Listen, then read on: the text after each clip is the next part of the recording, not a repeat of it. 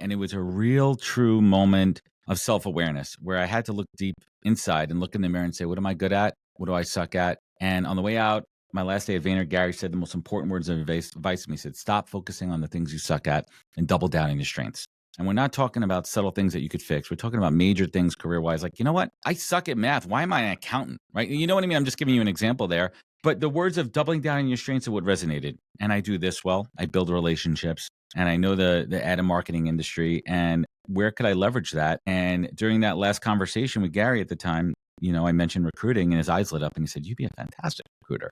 And I thought he was just blowing smoke up my ass to get me out the door and everything, but we kept on going with it and digging into it. And I went down the path of due diligence and spoke to many recruiters that I connected with. And long story short, worked at a search agency for a couple of years, learned the art and science of recruiting. And then 7.5 years ago, I launched my own practice, which is NHG Talent Group, focusing on all things marketing, media, and advertising. But to double it back to the Gary V part, while I was only there for 7 months, in the last 10 years, I did something very important. Many people, now I'm putting my recruiter hat back on, my career coach hat on. Listen, there are times when you get let go and fired where the only action is scorched earth, is to napalm the shit out of it, right?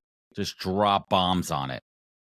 Now, there's certain people that do that every single time they let go, and that's not always the right. You have to have that self-awareness. Let's be real here.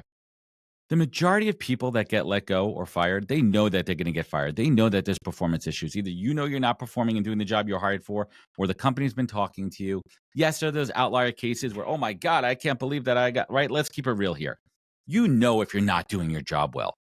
If you have any ounce of self-awareness, you know you're not doing your job well. So I knew something was happening there. Again, the details are not important for this conversation. So it wasn't a surprise to me.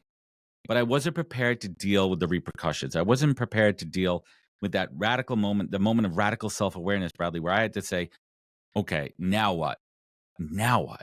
But over those last 10 years, instead of burning the scorched earth with Gary Vee and the team there, I doubled down on that relationship.